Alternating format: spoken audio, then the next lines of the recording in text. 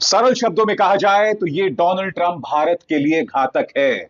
और मुझे हंसी आती है दोस्तों, क्योंकि इसी डोनाल्ड ट्रंप के लिए यहां के अंधभक्तों ने यज्ञ किए थे।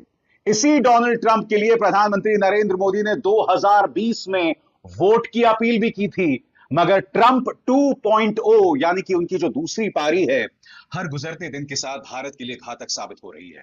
सबसे चिंताजनक बात, राष्ट्रपति बनने के बाद ट्रंप जो है वो चाइना जाना चाहते हैं। बीबीसी की इस खबर के मुताबिक क्या ट्रंप 2.0 भारत के लिए घातक होगा? चीन से उनकी बढ़ती नजदीकियां, आखिर इसकी क्या वजह है?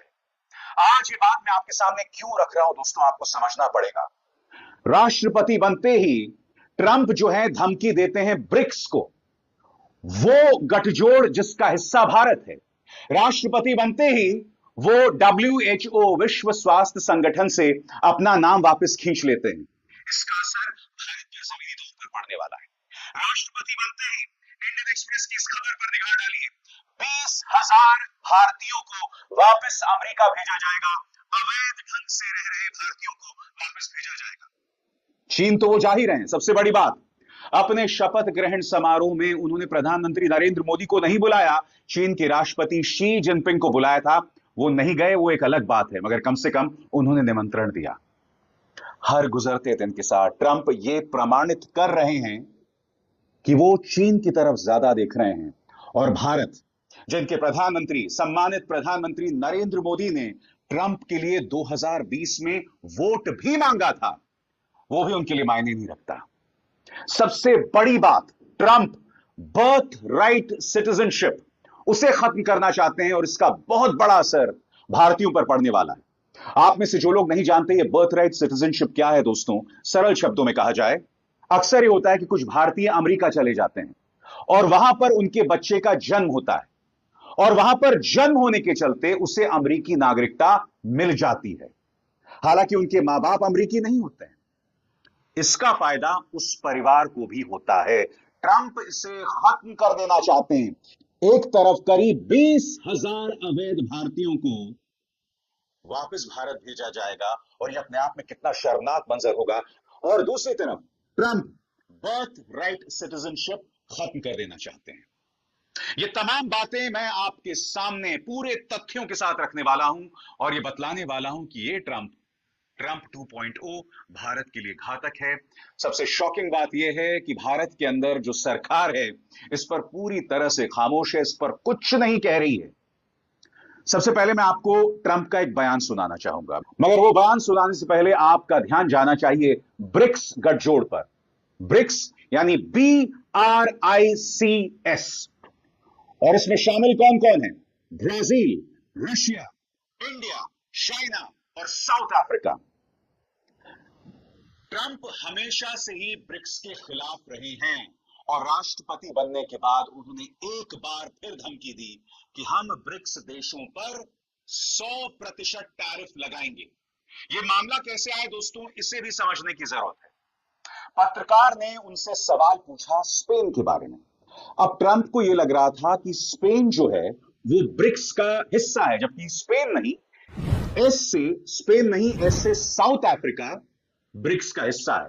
मगर ध्यान से सुनिएगा ट्रंप किस तरह से धमकी देते हैं ब्रिक्स को, और ये कहते हैं कि अगर ब्रिक्स अपनी मुद्रा बनाएगा तो हम उन पर 100% टैक्स या 100% टैरिफ लगाएंगे। और मैं आपको बतलाना चाहता हूं कि इस ब्रिक्स का हिस्सा भारत भी है। सुनिए ट्रंप क्या कह रहे हैं। इसमें दो चीजें उजागर होती हैं कि ट्रंप को यह भी नहीं पता कि स्पेन नहीं, साउथ अफ्रीका ब्रिक्स का हिस्सा है, और दूसरी बात, उस गठजोड़ को ट्रंप धमकी दे रहे हैं जिसका हिस्सा भारत है। सुनिए। Thank you, sir. What can we expect of the countries in NATO that spend the least amount of money, like Spain, France, below the 5%? Spain is very low. And yet, aren't they a BRICS nation? What? They're a BRICS nation, Spain. You know that? what a BRICS nation is? You'll figure it out. But, and if the BRICS nations want to do that, that's okay, but we're going to put at least a 100% tariff on the business they do with the United States. You know what the BRICS is, right? You guys know. Brazil, You know what I'm Russia. saying, right? You know what I'm saying. But Spain is not in the BRICS. So it's not even a threat. In fact, since I made that statement, Biden said, well, they have us over a barrel. I said, no, we have them over a barrel. And there's no way they're going to be able to do that. This is an So they are executive order risking relating to 100% tariffs, those countries, like Spain? As a BRICS nation, yes. But how They'll is have it a that 100% tariff if they so much as even think about doing what they thought. Can you explain how is Which, and therefore they'll give it up immediately. So will China give it up. So this is और यह पहली बार नहीं है कि BRICS गठजोड़ को Trump ने धमकी दी है। याद कीजिएगा, जब वो चुनाव लड़ रहे थे तब उन्होंने सोशल मीडिया हैंडल एक्स पर ब्रिक्स समूह के बारे में क्या कहा था, आपकी स्क्रीन पर। दिसंबर में ट्रंप ने एक्स पर लिखी एक पोस्ट में कहा था, ब्रिक्स देशों से हमें यह वादा चाहिए कि न तो वे नई मुद्रा बना सकते हैं और न ही डॉलर की ताकत को कम करने के लिए किसी और मुद्रा को समर्थन दे सकते हैं। अगर ऐसा करेंगे तो इन्हें 100% टैरिफ का सामना करना पड़ेगा। इन देशों को अमेरिका की शानदार अर्थव्यवस्था से बाहर होना पड़ेगा। इस तरह से धमकी कि इन देशों को अमेरिका की शानदार अर्थव्यवस्था से बाहर होना पड़ेगा। और ये निशाना किस पर है? ये निशाना भारत पर है, क्योंकि इस ब्रिक्स समूह का हिस्सा भारत है। और इस वक्त ब्रिक्स में जो देश है, खासतौर से रूस, वो लगातार अमेरिका के खिलाफ मोर्चा संभाले हुए हैं। उनके राष्ट्रपति व्लादिमीर पुतिन ने नई मुद्रा के बारे में या नई करेंसी के बारे में क्या कहा था, इस पर आपको गौर करने की जरूरत है। और सबसे बड़ी बात, भारत भी नई मुद्रा का पक्षधर है, जो ट्रंप नहीं चाहते हैं और ट्रंप ये जानते हैं। इसे समझने के लिए आपको इस रिसर्च, इस शोध पर गौर करना पड़ेगा जो मैं आपके सामने लेकर आया हूं। पिछले साल अक्टूबर में रूस के कजान में ब्रिक्स समिट हुआ था। इस समिट में रूस के राष्ट्रपति ने कहा था, डॉलर का इस्तेमाल एक हथियार के रूप में हो रहा है। हम वाकई ऐसा होता देख रहे हैं। मुझे लगता है जो भी ऐसा कर रहे हैं वे भारी गलती कर रहे हैं। यह धमकी किसी और की नहीं, व्लादिमीर पुतिन की थी, जिन्होंने डॉलर को एक हथियार बताया। अब याद कीजिए ट्रंप ने क्या कहा था कि जो लोग अपनी मुद्रा बनाएंगे हम उन्हें अमेरिकी अर्थव्यवस्था से बाहर कर देंगे, और इसी ब्रिक्स समूह का हिस्सा भारत है। सबसे बड़ी बात, लोकल करेंसी को लेकर भारत ने हमेशा ब्रिक्स की सोच का साथ दिया है, क्योंकि भारत ब्रिक्स का हिस्सा भी है। इसके लिए आपको इन पंक्तियों पर गौर करना पड़ेगा। भारत भी अंतर्राष्ट्रीय व्यापार में स्थानीय मुद्राओं को बढ़ावा देने की बात करता रहा है, ताकि डॉलर से निर्भरता कम हो सके। रिजर्व बैंक ऑफ इंडिया ने रूस के साथ व्यापार में रुपए से भुगतान की अनुमति भी दे रखी है। प्रधानमंत्री नरेंद्र मोदी ने भी कहा है कि भारत ब्रिक्स देशों के साथ वित्तीय एकीकरण का समर्थन करता है। प्रधानमंत्री मोदी ने कहा था, स्थानीय मुद्रा में व्यापार से आर्थिक सहयोग को मजबूती मिलेगी। और सबसे बड़ी बात, भारत के विदेश मंत्री एस जयशंकर, वो अपने एक बयान में स्वीकार कर चुके हैं कि अमेरिका में जो डॉलर की स्थिति है, उसके चलते अन्य देशों के साथ हमारे रिश्ते जो हैं वो पेचीदा और जटिल हो जाते हैं। इस बारे में विदेश मंत्री एस जयशंकर ने क्या कहा था, आपकी स्क्रीन पर। अक्टूबर 2024 में भारत के विदेश मंत्री एस जयशंकर ने कहा था, अमेरिकी नीतियों से अक्सर कुछ देशों के कारोबार जटिल या पेचीदा हो जाते हैं। एस जयशंकर ने कहा था कि भारत अपने कारोबारी हितों की बात कर रहा है और इसका मकसद डॉलर को टारगेट नहीं करना है।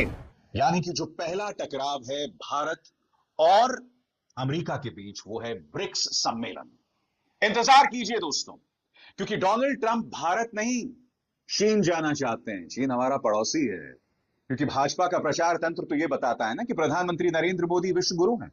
प्रधानमंत्री नरेंद्र मोदी को ट्रंप के शपथ ग्रहण में निमंत्रण तक नहीं मिला। हालांकि हमारे विदेश मंत्री एस जयशंकर सबसे आगे बैठे थे, इसमें दो राय नहीं है, क्योंकि ट्रंप इस बात को नजरअंदाज नहीं कर सकते कि भारत कमर्शियली एक बहुत ही अट्रैक्टिव प्रोपोजिशन है।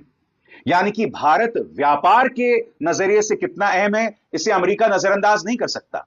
मगर ट्रंप 2.0 में भारत की अहमियत घटती जा रही है, और ट्रंप चूंकि चाइना जाना चाहते हैं, इससे पता चल रहा है कि चीन उनके लिए क्या मायने रखता है भारत के मुकाबले में।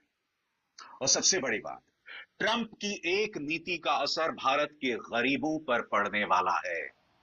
क्योंकि ध्यान से सुनिए मैं क्या बोलने वाला हूं। ट्रंप जैसे ही राष्ट्रपति बनते हैं, वो दो चीजें करते हैं। पेरिस जलवायु समझौता, इससे अपना हाथ खींच लेते हैं, बावजूद इसके कि इस वक्त अमेरिका में आग लगी हुई है। दूसरी बात, विश्व स्वास्थ्य संगठन से भी अपना हाथ खींच लेते हैं, यानी कि अब अमेरिका WHO विश्व स्वास्थ्य संगठन को पैसा नहीं देगा। आप जानते हैं इसका कितना बुरा असर भारत पर पड़ने वाला है, क्योंकि विश्व स्वास्थ्य संगठन लगातार भारत में गरीब तबकों के साथ काम करता है। HIV यानी एड्स, ट्यूबरक्लोसिस, मलेरिया, ये 3 बड़ी बीमारियां हैं जिसमें लगातार विश्व स्वास्थ्य संगठन भारत में जमीनी तौर पर काम करता रहेगा। अब मुझे बताइए, अगर विश्व स्वास्थ्य संगठन को अमेरिका पैसा नहीं देगा और यह बहुत बड़ी तादाद में पैसा दिया जाता है, तो इसका सीधा असर भारत के अंदर HIV, मलेरिया और ट्यूबरकुलोसिस की रोकथाम पर पड़ने वाला है। आप मेरी इस बात को समझ रहे हैं? इसीलिए मैंने आपत्ति जाहिर की थी जब 2020 में प्रधानमंत्री नरेंद्र मोदी ने ट्रंप के लिए वोट मांगा था। इसीलिए मैंने आपत्ति जाहिर की थी जब यहां पर कुछ अंधभक्त ट्रंप के लिए यज्ञ कर रहे थे। यह वो व्यक्ति है जो सिर्फ अपने निजी हित देखता है, अमेरिका के भी निजी हित नहीं, अपने पर्सनल इंटरेस्ट। और सबसे बड़ी बात जिस पर आपको गौर करना पड़ेगा, हर गुजरते दिन के साथ यह व्यक्ति चीन के करीब आता जा रहा है। हालांकि चीन के साथ अमेरिका का जो रिश्ता है वो नरम गर्म रहा है। चीन को वो चेतावनी भी देते हैं, मगर अपनी सबसे पहली यात्रा वो चीन में करने वाले हैं। आपके सामने इस मुद्दे पर BBC क्या कहता है, गौर कीजिएगा। अमेरिकी अखबार वॉल स्ट्रीट जर्नल की रिपोर्ट के